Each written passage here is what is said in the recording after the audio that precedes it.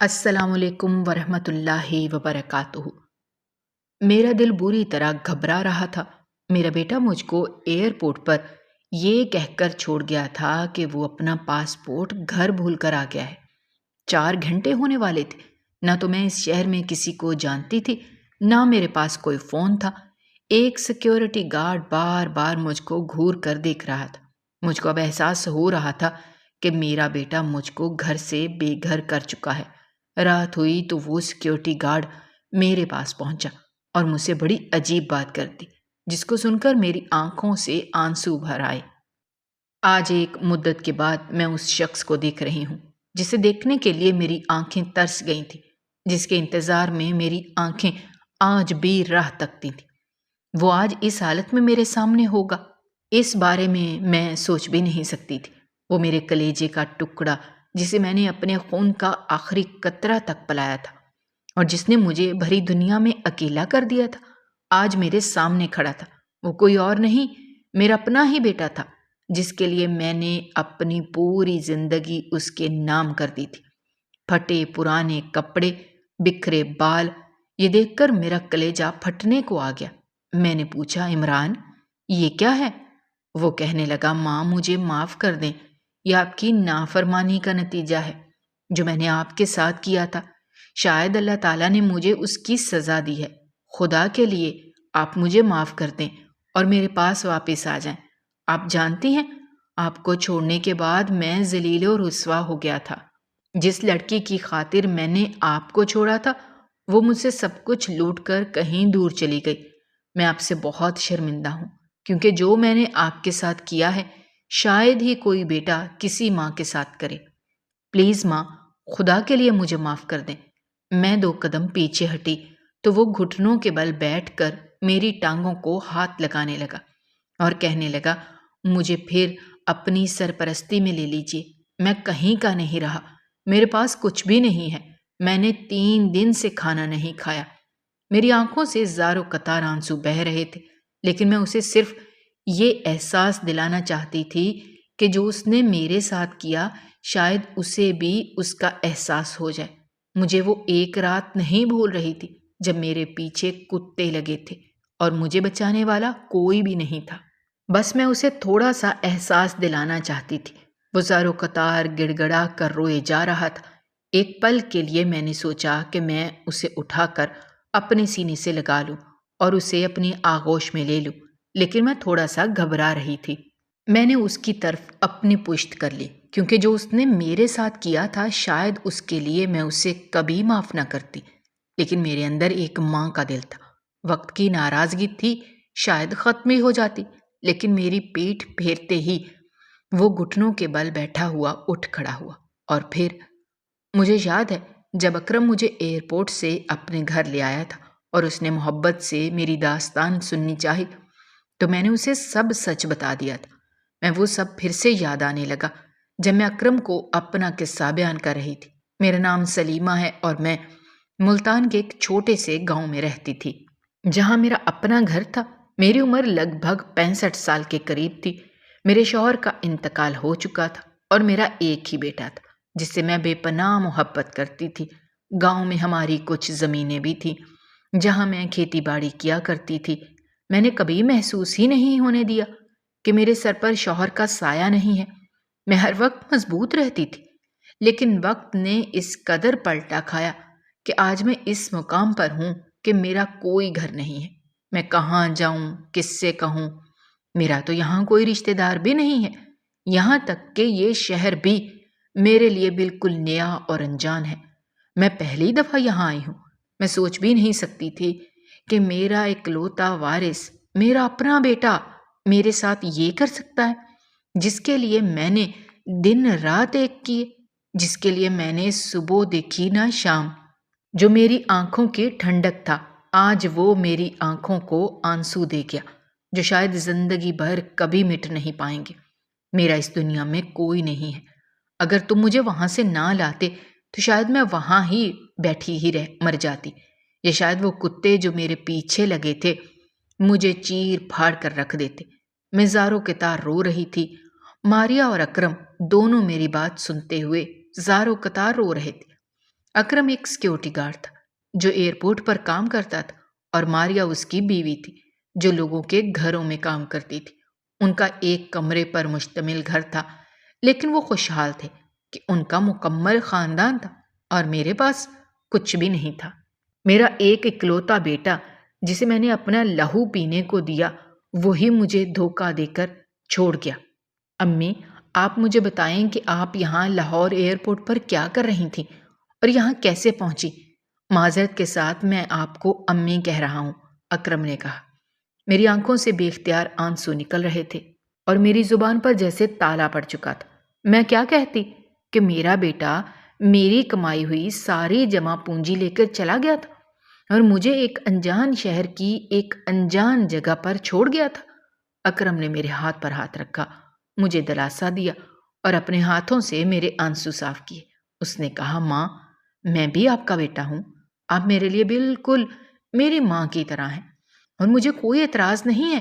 اگر آپ میرے ساتھ رہنا چاہیں تو آپ ساری زندگی میرے ساتھ رہ سکتی ہیں۔ میں نے اس کے سر پر شفقت سے ہاتھ رکھا اور کہا، بیٹا، جیسے کہ میں نے تمہیں بتایا، میرا تعلق ملتان کے ایک گاؤں سے ہے۔ ہماری کچھ اپنی زمینیں تھیں اور ایک چھوٹا سا گھر تھا۔ میرے شوہر کا انتقال عمران کے بچپن میں ہی ہو گیا تھا اور میں نے اکیلے ہی عمران کو پالا۔ گاؤں میں ہمارے کچھ رشتہ دار بھی تھے، لیکن ہمارا ان سے کوئی اتنا گہرا تعلق نہیں تھا، بس رشتہ داری کی حد تک ہی میل جول تھا۔ میں نے خود محنت کر کے اپنے بیٹے کو پڑھایا لکھایا اور اس قابل بنایا کہ وہ مجھے ایک اچھی زندگی دے سکے، لیکن وہ تو مجھے دھوکہ دے کر چلا گیا۔ میرے بیٹے نے حال ہی میں BS مکمل کیا تھا اور اس نے مجھ سے کہا تھا کہ امی، اب گاؤں میں رہ کر پڑھائی نہیں ہو سکتی، ہم یہ گاؤں کی زمینیں بیچ کر کسی دوسرے شہر چلے جاتے ہیں، وہاں جا کر ہم مل کر کام کر لیں گے اور مجھے بھی کوئی نوکری مل جائے گی۔ پہلے تو میں نے انکار کیا کہ بیٹا، ہم یہاں سے چھوڑ کر نہیں جائیں گے، نہ جانے وہاں ہمارا گزارا ہوگا یا نہیں، لیکن میرے بیٹے نے بہت ضد کی اور کہا، امی، ہم یہاں پر ساری زندگی نہیں رہ سکتے، میں چاہتا ہوں کہ میری ماں ایک اچھی زندگی گزارے۔ بیٹے کی محبت سے مجبور ہو کر میں نے اپنی تمام زمینیں بیچ دیں اور میرے پاس صرف ایک گھر بچا تھا، وہ بھی بیٹے نے ضد کر کے مجھ سے بکوا دیا کہ ہم نے کون سا یہاں لوٹ کر آنا ہے۔ میں نے اپنے بیٹے کی ضد کے آگے گھٹنے ٹیک دیے اور اپنا گھر بیچ کر تمام پیسے اسے دے دیے۔ پھر میں نے اپنا سامان پیک کیا اور لاہور آ گئی۔ میرے بیٹے نے یہاں مجھے 2 دن کے لیے کسی ہوٹل میں ٹھہرایا۔ اس کے بعد میں نے کہا، بیٹا، ہم اتنے پیسے لے کر کہاں جائیں گے اور تم یہ مجھے کہاں لے کر آئے ہو؟ یہ کوئی گھر تو نہیں ہے۔ میرا بیٹا مجھ سے کہنے لگا، امی، یہ ہوٹل ہے، ہم 2-3 دن یہاں رہیں گے، اس کے بعد میری باہر کی ٹکٹ ہو چکی ہے، ہم باہر چلے جائیں گے۔ میں نے اپنے بیٹے کے ساتھ زیادہ بحث نہیں کی کیونکہ میں اس بارے میں زیادہ کچھ جانتی نہیں تھی، اس لیے میں نے سب کچھ اس کے ہاتھ پر چھوڑ دیا۔ میں نے کہا، بیٹا، دیکھ لو، یہ میری پوری زندگی کی جمع پونجی ہے اور تمہارا مستقبل بھی یہی ہے۔ وہ کہنے لگا، امی، آپ بالکل فکر نہ کریں، آپ مجھ پر یقین رکھیں، میں پیسے بالکل بھی ضائع نہیں کروں گا، ہم کل ہی آپ کو پاسپورٹ بنوانے چلیں گے۔ اس کا رویہ کچھ بدلا بدلا سا تھا، میں سمجھی شاید تھک گیا ہوگا۔ میں خاموش ہو گئی اور ہم سو گئے۔ دوسرے دن صبح اٹھتے ہی میرے بیٹے نے مجھے کہا، امی اٹھیں، ہمیں پاسپورٹ آفس جانا ہے، آپ کا پاسپورٹ بنوانا ہے۔ ہم وہاں گئے، انہوں نے میری کچھ تصویریں وغیرہ لیں اور میرا بیٹا مجھے ہوٹل پر چھوڑ کر چلا گیا۔ میں صبح سے شام تک اس کا انتظار کرتی رہی، لیکن وہ نہیں آیا۔ رات ہو چکی تھی اور بھوک سے میری حالت خراب ہو رہی تھی کیونکہ مجھے نہیں پتا تھا کہ ہوٹل سے کھانا کیسے منگوانا ہے، نہ ہی میرے پاس کوئی موبائل تھا جس سے میں اپنے بیٹے سے رابطہ کر سکتی۔ شوگر کی وجہ سے میری طبیعت بگڑنے لگی اور مجھے چکر آنے لگے، لیکن میرا بیٹا ابھی تک واپس نہ آیا تھا۔ رات کے 8، 9، یہاں تک کہ 10 بج گئے اور میری حالت مزید بگڑتی چلی گئی۔ شاید وہ مجھے اس اجنبی جگہ میں چھوڑ کر چلا گیا تھا۔ نہ جانے کب میری آنکھ لگ گئی یا شاید میں بے ہوش ہو گئی۔ صبح جب میری آنکھ کھلی تو 11 بج رہے تھے۔ میرا بیٹا کمرے میں بیٹھا ہوا تھا، کہنے لگا امی آپ کو پتہ نہیں تھا ہمیں آج ایئرپورٹ جانا ہے، اگر فلائٹ لیٹ ہو گئی تو ہم یہیں رہ جائیں گے اور ہمارے پیسے ضائع ہو جائیں گے۔ میں نے کہا بیٹا پہلے میری طبیعت تو پوچھ لو۔ کہنے لگا امی آپ کو کیا ہوا ہے؟ اس کا لہجہ اس قدر تلخ تھا کہ جیسے میرے دل پر چھریاں چل رہی ہوں۔ وہ ساری رات غائب رہا تھا اور اس کا صبح کا یہ رویہ میرے لیے ناقابل برداشت تھا، لیکن جو بھی تھا وہ میرا بیٹا تھا۔ میں نے کہا بیٹا رات کو میری شوگر بہت لو ہو گئی تھی، میں نے کھانا نہیں کھایا، اس لیے شاید بے ہوش ہو گئی تھی اور اب میری آنکھ کھلی ہے۔ میرا بیٹا طنزیہ لہجے میں بولا امی آپ کے تو بہانے ہی ختم نہیں ہوتے۔ اس نے زور سے دروازہ بند کیا اور باہر چلا گیا۔ اس نے یہ بھی نہیں پوچھا کہ میں نے کھانا کیوں نہیں کھایا یا وہ میرے لیے کھانا لا دیتا۔ اس کا رویہ میرے دل کو بہت بری طرح زخمی کر رہا تھا۔ میں بیٹھی سوچ رہی تھی کہ یہ میرا وہی بیٹا ہے جس کے لیے میں نے ساری زندگی قربان کر دی۔ آخر اسے ہوا کیا ہے؟ چند لمحے گزرے تو میری آنکھوں سے آنسو بہنے لگے۔ میں خود کو بے بس محسوس کر رہی تھی کہ جس اولاد کے لیے اپنا سب کچھ نچھاور کیا آج وہی مجھے نظر انداز کر رہا تھا۔ میں ہوٹل کے کمرے میں اکیلی بیٹھی سوچوں میں گم تھی کہ میرا بیٹا کتنا بدل گیا ہے۔ کچھ دیر بعد کمرے کا دروازہ کھلا اور وہ واپس آیا۔ اس کے ہاتھ میں ایک پیکٹ تھا۔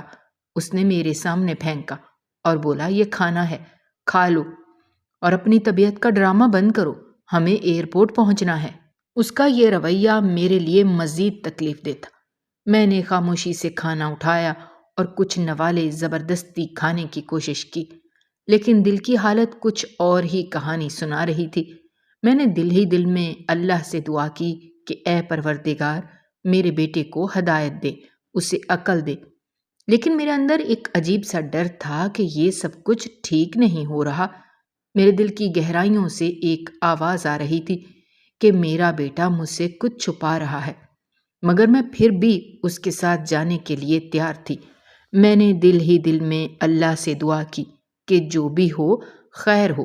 سفر کے دوران وہ مجھ سے بات کرنے کے بجائے اپنے موبائل میں مگن رہا اور میرے دل کی دھڑکنیں مسلسل بڑھتی جا رہی تھیں۔ میں نے اپنے بیٹے کی طرف سوالیہ نظروں سے دیکھا، مگر وہ بغیر کچھ کہے سامان اٹھا کر چل پڑا۔ میں نے اسے کہا بیٹا مجھے یہاں چھوڑ کر مت جاؤ، میں اس جگہ سے واقف نہیں ہوں اور مجھے یہاں کچھ بھی علم نہیں ہے، خدا کے لیے مجھے بھی اپنے ساتھ لے جاؤ۔ وہ کہنے لگا امی میں پاسپورٹ بھول گیا ہوں، آپ یہاں بیٹھیں، میں کچھ دیر میں واپس آ جاؤں گا۔ کیا آپ کو اپنے بیٹے پر یقین نہیں ہے؟ میں نے خاموشی سے اس کا ہاتھ چھوڑ دیا۔ اس نے میرے پاس پڑا ہوا سامان اور اپنا سامان اٹھا لیا۔ میں نے کچھ کہنا چاہا تو وہ کہنے لگا امی اب روک ٹوک مت کیجیے گا، میں تھوڑی دیر میں واپس آ جاؤں گا۔ میں نے کہا ٹھیک ہے بیٹا، میں تمہارا انتظار کر رہی ہوں۔ میں بینچ کے ساتھ ٹیک لگائے بیٹھی رہی اور کچھ ہی دیر میں وہ میری نظروں سے اوجھل ہو گیا۔ میں انتظار کرنے لگی۔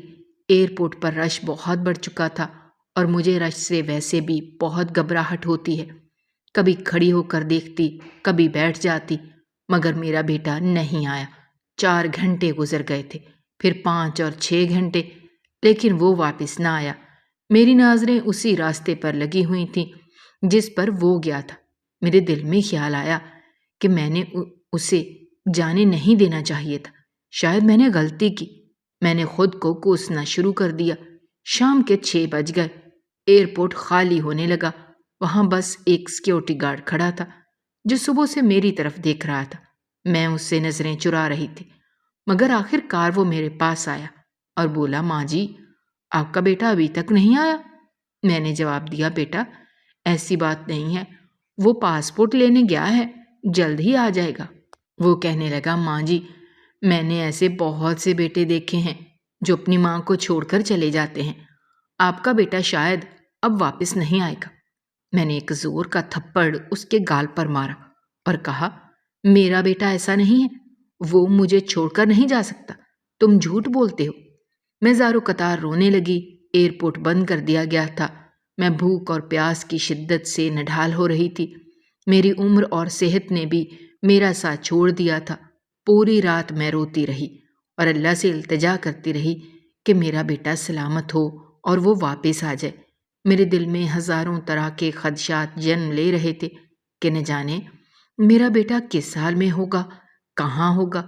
صبح جب ایئرپورٹ کھلا تو وہی سیکیورٹی گارڈ پھر میرے پاس آیا اور بولا، ماں جی، میں نے کہا تھا کہ آپ کا بیٹا نہیں آئے گا۔ میں نے اسے غصے میں کہا، میرا بیٹا ضرور آئے گا، تم جھوٹ بولتے ہو۔ وہ گھٹنوں کے بل میں بیٹھ گئی اور رونے لگی۔ اس نے میرے کندھے پر ہاتھ رکھا اور بولا، ماں جی، اگر آپ کا بیٹا نہیں آتا تو میں آپ کو اپنے گھر لے جاؤں گا، میں بھی تو آپ کے بیٹے کی طرح ہوں۔ وہ سیکیورٹی گارڈ اپنے کام میں مصروف ہو گیا اور میں اسی بینچ پر بیٹھی رہی۔ ایئرپورٹ کی مینجمنٹ کو مجھ پر شک ہونے لگا اور وہ میرے پاس آئے، سوالات کرنے لگے، لیکن میرے پاس ان سوالوں کا کوئی جواب نہیں تھا۔ اسی دوران وہی سیکیورٹی گارڈ آیا۔ مینجمنٹ نے اسے اپنے پاس بلایا اور کچھ بات کی تو اس نے مجھے وہاں بیٹھنے کی اجازت دے دی۔ میری نظریں اب بھی اسی راستے پر جمی ہوئی تھیں جس پر میرا بیٹا گیا تھا۔ وہ سیکیورٹی گارڈ کچھ دیر بعد میرے پاس آیا اور چائے اور بسکٹ لے کر کہنے لگا، ماں جی، آپ نے کچھ کھایا نہیں ہوگا، پلیز یہ کچھ کھا لیجیے۔ میں نے کہا، تم میرے پیچھے کیوں پڑ گئے ہو؟ میرا بیٹا آ جائے گا، میں اس کے ساتھ کھانا کھاؤں گی۔ وہ کہنے لگا، ماں جی، آپ کا بیٹا ضرور آئے گا، لیکن آپ بغیر کھائے اس کا انتظار کیسے کریں گی؟ وہ میرے دل کو بہلا رہا تھا۔ میری آنکھیں سوجی ہوئی تھیں کیونکہ میں پوری رات روئی تھی اور صبح سے بھی رو رہی تھی۔ وہ شخص میرے پاس بیٹھ گیا اور کہنے لگا، ماں جی، یہ چائے پی لیں، میں آپ کے بیٹے کو فون کرتا ہوں۔ میں نے حامی بھری۔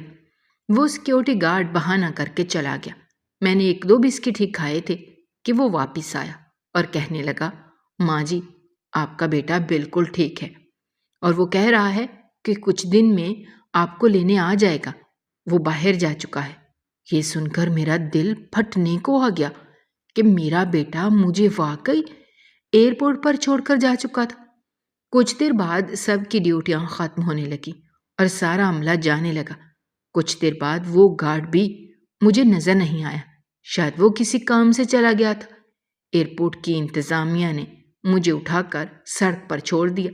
میں اس سڑک پر ادھر ادھر دیکھتے ہوئے چلنے لگی کیونکہ مجھے اس علاقے کا بالکل بھی علم نہیں تھا۔ میں ایک بزرگ عورت تھی اور سمجھ نہیں پا رہی تھی کہ کہاں جاؤں۔ راستے میں میرے پیچھے کچھ کتے لگ گئے اور میں بھاگ نہیں پا رہی تھی۔ وہ مجھ پر جھپٹنے ہی والے تھے کہ اچانک ایک موٹر سائیکل کی روشنی پڑی اور کتوں نے پیچھے ہٹنا شروع کر دیا۔ وہ شخص آگے بڑھا، کتوں کو بھگایا اور مجھ سے کہنے لگا، ماں جی، آپ یہاں ہیں؟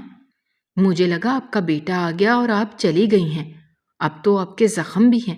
اس نے میرے زخموں کو دیکھا اور کہا، ماں جی، میں آپ کے آگے ہاتھ جوڑتا ہوں، خدا کے لیے میرے گھر چلیں، میں بھی آپ کے بیٹوں کی طرح ہوں، اور جیسے ہی آپ کا بیٹا آپ کو لینے آئے گا میں آپ کو نہیں روکوں گا، پلیز میرے ساتھ چلیں۔ میں نے اس بھلے ماس انسان کی بات مان لی۔ وہ مجھے اسپتال لے گیا، وہاں میری پٹی کروائی اور پھر اپنے گھر فون کر کے اپنی بیوی ماریا کو بتایا۔ ماریا نے فون پر اپنے شوہر کی بات سنی اور فوراً تیار ہو کر ان کا انتظار کرنے لگی۔ جب ہم گھر پہنچے تو ماریا نے میرا گرم جوشی سے استقبال کیا اور کہا، ماں جی، آپ ہمارے لیے بہت محترم ہیں، آپ ہمارے گھر میں ویسے ہی ہیں جیسے اپنی اولاد کے پاس ہوتی ہیں۔ وہ لوگ میرے لیے کمرے کا انتظام کرنے لگے۔ ماریا نے مجھے آرام کرنے کو کہا، لیکن میرے دل میں تو جیسے ایک طوفان بپا تھا۔ میں اپنے بیٹے کے بارے میں سوچ رہی تھی کہ وہ مجھے یوں چھوڑ کر کیسے جا سکتا ہے۔ ماریا نے میری حالت دیکھ کر میری مدد کی، مجھے بستر پر بٹھایا اور تسلی دینے لگی۔ ماں جی، فکر نہ کریں، ہم آپ کے ساتھ ہیں، آپ کے بیٹے کا بھی کوئی مسئلہ ہوگا تبھی وہ نہیں آیا ہوگا۔ میں نے تھوڑی خاموشی کے بعد ماریا کی طرف دیکھا اور آہستہ سے کہا، بیٹی، میں نے اپنی زندگی کا آخری سہارا سمجھ کر اپنے بیٹے کو اپنا سب کچھ دیا اور آج میں تنہا ہوں۔ شاید ماں کی محبت کو سمجھنا اتنا آسان نہیں ہوتا۔ رات گزر رہی تھی اور میری آنکھوں سے آنسو تھمنے کا نام نہیں لے رہے تھے۔ ماریا نے میری طرف پانی کا گلاس بڑھایا اور کہا، ماں جی، آپ کو اپنے آپ کو سنبھالنا ہوگا، ہم ہیں آپ کے ساتھ، آپ کو کچھ بھی نہیں ہوگا۔ وقت گزرتا گیا اور میں نے کچھ دن اسی گھر میں گزارے۔ ماریا اور اس کے شوہر نے مجھے اپنے والدین کی طرح سمجھا اور میرا بہت خیال رکھا۔ انہوں نے ہر ممکن کوشش کی کہ میں اپنی تنہائی کو بھول سکوں، مگر ماں کا دل تو ماں کا دل ہی ہوتا ہے۔ روزانہ صبح میں ایئرپورٹ کا وہ منظر یاد کرتی جب میرے بیٹے نے مجھے اکیلا چھوڑ دیا تھا۔ دل میں امید کے چراغ جلتے تھے کہ شاید وہ مجھے لینے آئے، لیکن وہ امیدیں جیسے دن بدن کمزور پڑتی جا رہی تھیں۔ ایک دن ماریا میرے پاس آ کر بولی، ماں جی، کیا ایک دن آپ یہ چاہتی ہیں کہ آپ کے بیٹے کا پتہ لگانے کی کوشش کریں؟ اگر آپ کہیں تو ہم اسے ڈھونڈنے کی پوری کوشش کریں گے۔ میں نے دھیرے سے سر ہلایا اور کہا، ہاں بیٹی، اگر وہ مل جائے تو شاید میری روح کو سکون ملے۔ ماریا کے شوہر نے اپنے کچھ دوستوں سے بات کی اور اپنے طور پر تحقیق شروع کر دی۔ کچھ دنوں بعد انہیں معلوم ہوا کہ میرا بیٹا کسی دوسرے ملک میں جا چکا ہے اور وہاں اپنی زندگی میں مصروف ہے۔ یہ سن کر میری امیدیں ٹوٹنے لگیں اور میرے دل کو جیسے گہرا زخم لگا۔ جب میرے بیٹے کے بارے میں کوئی خبر نہ ملی تو ایک دن اکرم میرے پاس بیٹھا اور کہنے لگا، ماں جی، آپ یہ سمجھیں کہ اللہ تعالیٰ نے آپ کو دوسرا بیٹا عطا کیا ہے۔ میں اتنا امیر تو نہیں ہوں، لیکن اس قابل ضرور ہوں کہ اپنی ماں کو ایک اچھی زندگی، اچھا کھانا اور آرام دے سکوں۔ آپ یہاں بالکل محفوظ ہیں۔ میں اور میری بیوی ہمیشہ آپ کی خدمت کے لیے حاضر ہیں، بس آپ مجھے ایک موقع تو دیں کہ میں ثابت کر سکوں۔ اکرم نے مزید کہا، میرا اس دنیا میں کوئی نہیں ہے سوائے میری بیوی کے، نہ میری ماں ہے اور نہ میرا باپ۔ وہ مجھے بچپن میں ہی چھوڑ کر چلے گئے تھے اور وہاں چلے گئے جہاں سے وہ واپس نہیں آ سکتے۔ میں نے یتیمی کی زندگی گزاری ہے۔ آج اللہ نے مجھے ایک ماں عطا کی ہے تو مجھے اس کی خدمت کا موقع دیں۔ میں نے اپنے آنسو صاف کیے اور دل سے اللہ تعالیٰ کا شکر ادا کیا۔ میں نے کہا، بیٹا، اس بیٹے کا غم تو میں کبھی بھلا نہیں سکوں گی، لیکن تم بھی میرے بیٹے ہو۔ اکرم نے مسکراتے ہوئے کہا، امی، آج کے بعد پھر آپ کی آنکھوں میں آنسو نہیں آئیں گے۔ وعدہ کریں آپ مجھ سے کہ آپ کبھی نہیں روئیں گی۔ اتنے میں اکرم کے دونوں بچے بھی میرے پاس دادی دادی کہتے ہوئے آ گئے اور اس کی بیوی ماریا بھی میرے پاس بیٹھ گئی۔ ماریا کہنے لگی، ماں جی، آپ بالکل میری اپنی ماں کی طرح ہیں اور میں آپ کے دل سے عزت اور خدمت کروں گی۔ میں نے ان لوگوں کے ساتھ رہنا شروع کر دیا اور کچھ دنوں بعد میری زندگی نارمل روٹین پر آ گئی۔ میں ان کے لیے باہر سے سودا سلف لے آتی اور گھر کا کچھ چھوٹا موٹا کام کر دیتی۔ حالانکہ وہ اکثر مجھے منع کرتی تھی، لیکن میں گاؤں کی رہنے والی تھی، بغیر کام کے میرا گزارا نہیں ہوتا تھا۔ انہوں نے مجھے اچھا کھانا اور پہننے کو دیا اور بالکل اپنی ماں کی طرح سمجھا۔ ایک دن میں بازار گئی اور سبزی خریدنے کے بعد میرے پاس 10 روپے بچے۔ اچانک میری نظر ایک آواز پر پڑی کہ 10 روپے کا ٹکٹ لیں اور کروڑ پتی بنے۔ میں نے سوچا کہ ان 10 روپوں کا کیا کرنا ہے، سو میں نے وہ ٹکٹ خرید لی۔ وہ لاٹری کی ٹکٹ تھی اور میں نے وہ اپنی بہو ماریا کو لا کر دے دی۔ وہ کہنے لگی، امی، اگر آپ لے آئی ہیں تو میں کچھ نہیں کہوں گی، آپ اسے رکھ دیں۔ پھر ہر بار جب بھی کچھ پیسے بچتے تو میں اسی شخص سے لاٹری خرید لیتی۔ ایک دن سبزی والے نے کہا، ماں جی، آج لاٹری کی قرعہ اندازی ہے، ٹی وی پہ دیکھ لیجیے گا، شاید آپ کے نمبر نکل آئیں۔ جب قرعہ اندازی ہونے لگی تو سب سے بڑا انعام میرا نکلا۔ میں وہاں نہیں گئی تھی، نہ ہی میرے خاندان کا کوئی فرد۔ جب میرا نام اعلان ہوا تو مجھے یقین نہیں آیا کہ میں 10 کروڑ کی مالک بن چکی ہوں۔ مجھے بلایا گیا اور انعام کی رقم وصول کرنے کے لیے میں وہاں گئی۔ یہ سب میرا بیٹا عمران ٹی وی پر دیکھ رہا تھا۔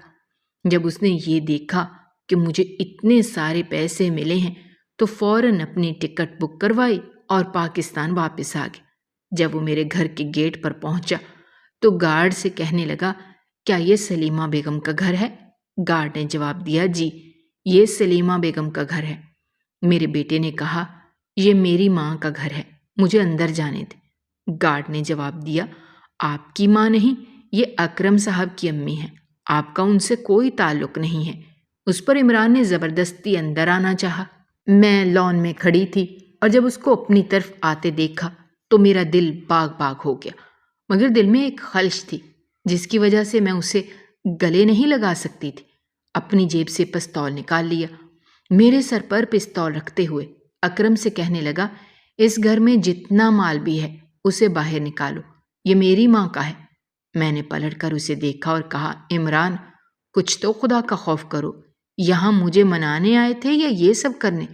آج مجھے افسوس ہو رہا ہے کہ تم میرے بیٹے ہو، کاش کہ تمہیں پیدا ہوتے ہی مار دیا ہوتا۔ وہ کہنے لگا، چپ کرو، یہ سب تمہاری وجہ سے ہی ہوا ہے، اگر تم میری زندگی میں نہ ہوتی تو شاید میں اس حال میں نہ ہوتا۔ میری آنکھوں سے زاروں کے تار آنسو بہنے لگے۔ کیا یہ میرا وہی بیٹا تھا جس کے لیے میں نے اپنی پوری زندگی تباہ کر دی تھی؟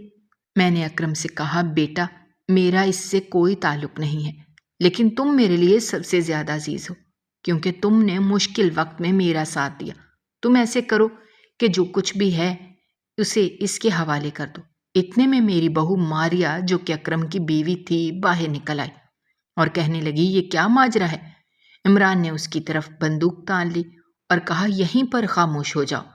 اندر بچے یہ سب دیکھ رہے تھے۔ اکرم کی بڑی بیٹی نے چپکے سے پولیس کو کال کر دی اور کچھ ہی لمحوں میں پولیس ہمارے دروازے پر تھی۔ اکرم نے میرے کندھے پر ہاتھ رکھا اور کہا، امی آپ نے ٹھیک کیا، بعض اوقات اپنی زندگی میں مشکل فیصلے لینے ہی پڑتے ہیں، ورنہ ظالم ہمیشہ ہمیں کمزور سمجھتے ہیں۔ آپ نے جو کیا میں ہمیشہ اس کا احترام کروں گا۔ میں ایک سکون تھا کہ میں نے اپنے ایمان اور اپنے اصولوں پر قائم رہ کر ایک مشکل فیصلہ کیا۔ رات کو جب سب سو گئے تو میں نے اپنی جائے نماز پر بیٹھی ہاتھ اٹھائے رب کے حضور دعا مانگی کہ اے اللہ میری کوتاہیوں کو معاف فرما، میرے بچوں کو سیدھے راستے پر لیا اور ہمیں اس دنیا اور آخرت دونوں میں سرخروئی عطا فرما۔ یہ دعا مانگتے ہوئے میں نے محسوس کیا کہ دل کا بوجھ کسی حد تک ہلکا ہو چکا ہے۔ اللہ کے حضور سر جھکاتے ہی مجھے یہ احساس ہوا کہ زندگی کی آزمائشیں ہمیں اللہ کے قریب لانے کا سبب بنتی ہیں، اور جو سکون اس نے مجھے آج دیا تھا وہ میرے ایمان کی مضبوطی کا انعام تھا۔ میں جان چکی تھی کہ وہ مجھے ملنے نہیں بلکہ میری دولت کے لیے آیا تھا۔ پولیس نے اسے گرفتار کر لیا اور کچھ دن بعد اکرم نے اسے رہا کروا دیا۔ آج وہ میرے ساتھ رہتا ہے، لیکن جب پولیس نے اسے گرفتار کیا تو اس کا دماغی توازن بگڑ چکا تھا، کیونکہ وہ جس لڑکی کو پسند کرتا تھا اس نے اسے دھوکہ دیا تھا۔ اس لڑکی نے شرط رکھی تھی کہ عمران اپنی ماں کو چھوڑ دے اور دولت لے کر اس کے ساتھ باہر چلا جائے، مگر وہ اس کے ساتھ باہر نہیں گئی بلکہ کسی اور سے شادی کر لی اور عمران کو جیل بھجوا دیا۔ اس ساری حقیقت کو جاننے کے بعد میں نے اسے اپنی آغوش میں لے لیا۔ آج وہ بالکل بچے کی مانند ہے، اس کی سمجھ بوجھ ختم ہو چکی ہے، اور میں اکرم کی ساری زندگی شکر گزار رہوں گی جس نے مشکل وقت میں میرا سہارا بن کر مجھے اپنی ماں سمجھا اور میری خدمت کی۔ اس کے لیے میرے دل سے ہر وقت دعا نکلتی ہے۔ مجھے یقین ہے کہ جو لوگ اپنے والدین کی خدمت کرتے ہیں اللہ تعالیٰ ان پر اپنی رحمتیں نازل فرماتا ہے، اور جو لوگ والدین کی عزت نہیں کرتے انہیں اللہ تعالیٰ اس دنیا میں بھی ذلیل و رسوا کر دیتا ہے، جیسے عمران کے ساتھ۔